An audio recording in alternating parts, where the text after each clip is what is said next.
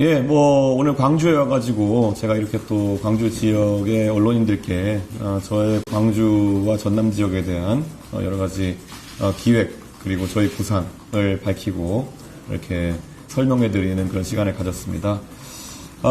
저는 사실 1985년생입니다. 그래서 1980년 5.18 민주화 운동의 과오나, 그에 대한 부채에서 자유로운 그런 사람입니다. 그렇기 때문에 저는 광주의 미래에 대해서 꾸준히 얘기하는 그런 정치를 하고자 했습니다. 그래서 어제도 저희가 광주 복합 쇼핑몰 추진 부지에 다녀왔지만 적어도 광주의 그런 지역 정치권의 내부 사정 때문에 막힌 곳이 있었다면은 제가 뚫어내는 역할을 했다, 이렇게 자부할 수 있을 것 같습니다. 그리고 앞으로도 미래지향적으로 광주의 젊은 세대가 바라는 것들은 꾸준히 발굴하고 풀어낼 수 있도록 하겠습니다. 그리고 제가 노무현 정신을 가끔 언급하게 되는데요. 이번에 개혁신당의 대선 후보로서 개혁신당은 어느 지역에도 치우치지 않은, 그래서 전국적으로 고른 득표율을 얻는 그런 정당이,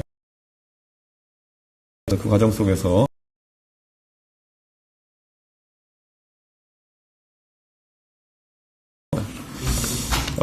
그리고 현안에 대해서 한 가지 말씀드리면요.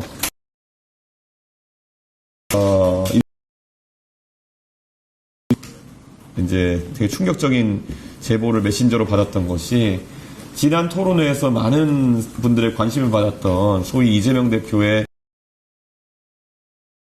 사실 너무 경제학에서는 근본을 찾을 수가 없어서,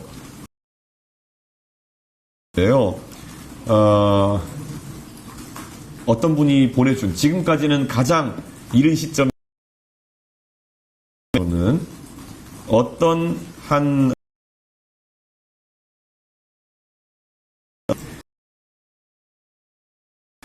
쓰시는 분인데, 이분이 어떤 일화를 그냥 만들어가지고 사실상 소간해가지고 흘러가지고 조금씩 변형되어서 이재명 후보의 경제 공약까지 된 것 같습니다. 그런데 그 내용을 보면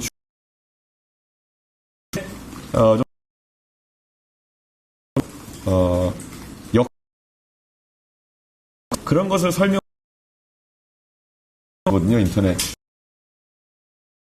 후보 측이 제안을 듣고 그대로 지금 국민들에게 발표하는 상황이 이른 겁니다. 근데 그 내용을 보면은 이제 호텔에서 뭐 돈이 이제 돌아가기 시작해가지고 나중에 문방구에서 호텔에 돈을 잡고 이런 식으로 돼 있는데, 실제 그 내용을 보면은 애초에 조롱하기 위해 가지고 까지 되어 있는 그런 글이었는데, 조금 이재명 후보의 표현을 보면은 이다라고 국민들에게 이제 설명하는 입니다. 그렇기 때문에 그랬는데, 인터넷에서 퍼온 그냥 에게 경제 정책이라고 제시한 이재명 후보는 무지함을 책임지고 좀 사과해야 된다, 이런 생각입니다. 그저께 이재명 후보가 토론 자리에서 망신을 당한 이후에 이것을 실드친다고 계열의 인사들이 또 해명을 하고 또 경습니까? 그런데 완전히 이것은 인터넷에서 시작된 해프닝으로 증명된 이상, 저는 이재명 대표께서 입장 표명을 하셔야. 이게 현장이 기자회견에 또 바로 뒤에 이어서 있어가지고 지금은 좀 많이는 못 받고. 네. 또 한계 소비성이 아닙니다, 심지어. 네. 그렇기 때문에 저는 어떤 연구원이 쓴 계속 가고 있다는 주장을 하고 계신데, 그 2014년에 그 글을 쓰신 분이 또 해명해야 될 부분이 있겠지만은, 그 내용과 2009년에 인터넷에 그런 조롱조의 내용으로, 역설의 내용으로 올라와 있었다는 것을 이제 제보를 받은 것이고요.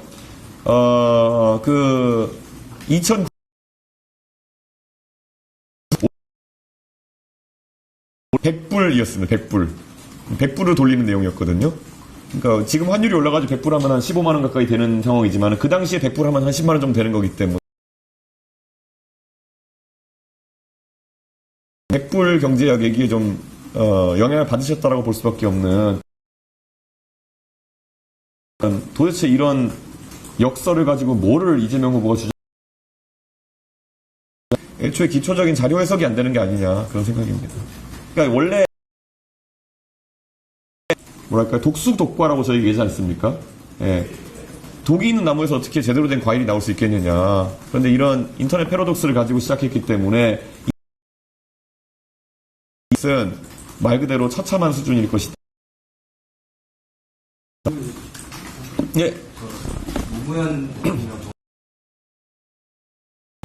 뒤에 이제 노무현 대통령 수도식 네. 참석할 거를 고려 중이신지 고려하고 있고요. 근데 일정을 최종적으로 확정하진 않았습니다. 그리고 제가 광주에서 노무현 대통령의 정신을 설파하는 이유는 노무현 대통령께서 정치를 하시면서 어려운 길을 거의 10년 가까이 걸으셨는데 그때 여론조사 지지율 1.6% 이렇게 나오던 노무현 대통령을 그 정신을 받들어 세워준 곳이 바로 이곳 광주였습니다.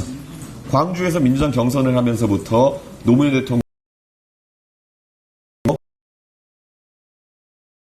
시작했고 그 경선 결과로 시작해서 노무현의 신화가 시작된 것이거든요. 저는 지금 광주의 시민들께서도 대세론이나 이런 것이 아니라 결국 새로운 대한민국을 위해서 하나의 새로운 신화를 만들어달라, 그런 말씀을 드리고 싶습니다. 예. 유상범 의원이 홍준표 시장이 선대위에 합류하면 이준석 후보와의 단일화의 역할을 할 수 있을 거다 이렇게 말을 했는데 진영태 위원장도 오늘 뭐 긍정적인 신호가 있다 이렇게 말을 하고 단일화 관련해서 오늘 입장도 한번 다시 말씀해 주세요. 유상범 의원님이 사실 저에게 말씀하시는 것들이 저에게 진정성 있게 들릴 거라고 생각하는 분은 아마 없을 겁니다. 유상범 의원이 저에게 했던 행동들을 생각하면은. 그래서 저는 2차 가해로 판단합니다. 네. 그리고 홍준표 시장님과 제가 최근에 교류를 한 바가 있습니다. 하루 이틀간의 교류를 한 바가 있는데 제가 먼저 말씀을 드린 것도 아니고 홍준표 시장께서 이번 선거 과정에서 본인이 우려되시는 점을 선배 입장에서 후배에게 조언해 주시는 과정이었는데요. 아마 유상범 의원이 기대하는 방향과는 좀 다른 형태의 조언이었다, 이렇게 말씀드릴 수 있을 것 같습니다. 하나만 더. 예. 어제 지역 일정 같이 소화하는 중에 예. 뭐 뉴스가 뭐 특단의 방법 이런 뉴스가 나왔는데 예. 단일화는 아니라고 지금 선을 보이셨으니까 예. 혹시 뭐 드롭이나 이런 것도 특단의 방법에 포함되는지. 저는 드롭할 생각이 전혀 없고요. 예, 뭐 김문수 후보가 드롭하실지는 모르겠습니다. 예, 그런데 제가 특단의 대책이라고 얘기하는 것은요, 정치인들 입장에서 특단의 대책을 세운다라는 것보다는요, 유권자들께서 특단의 방법을 쓰셔야 되는 것이 아니냐. 김문수 후보께서 가진 어떤 확장성의 한계, 그리고 제가 몇 번 지적했지만은 결국에는 중도층의 표심을 얻어오는 것도 어렵고 젊은 층의 표심을 얻어오는 것도 어려운 상황 속에서 이재명 후보가 지금처럼 여론조사 지지율 기간으로 40% 기준으로 40% 후반의 지지율을 가져가거나 50%를 상회하는 다자간의 여론조사 지지율이 나오게 되면은 이거는 뭐 국민의힘에서 꿈꾸는 어떤 단일화든지 이런 정치공학적 시나리오가 작동한다 하더라도 불가능한 상황인 겁니다. 그렇기 때문에 이재명 후보의 그런 어떤 위험성에 대해 가지고 적극적으로 이야기하는 과정에 나서야 되는 것이지, 그래서 이재명 후보의 지지율이 40% 초반대 정도로 국한이 되어야지만이 그것이 그 다음에 정치공학을 생각해 볼 수 있는 거지, 지금 저 국민의힘에 있는 제가 단일화 무세라고 표현한 분들은 뭔가 착각을 크게 하고 있다. 지금 이재명 후보의 지지율이 뭐 40% 후반대 나오는 상황 속에서 이준석 붙들고 계속 뭐 이준석 책임론을 씌우려고 한다든지 이런 것은 저분들은 이기는 것을 포기한 사람들이다. 그래서 저분들이 제발 좀 전략적인 사고 또는 이기겠다는 생각 자체를 좀 했으면 좋겠다, 이런 마음입니다. 김영수 위원장이 방금 긴급 기자회견이라고 열고서는 이재명, 김문수 배우자 TV 토론하자 이렇게 주장을 했거든요. 어떻게 보시는지 궁금합니다. 후보님 같은 경우에는 배우자 없으니까 대신 의견을 듣겠다 이렇게 했거든요.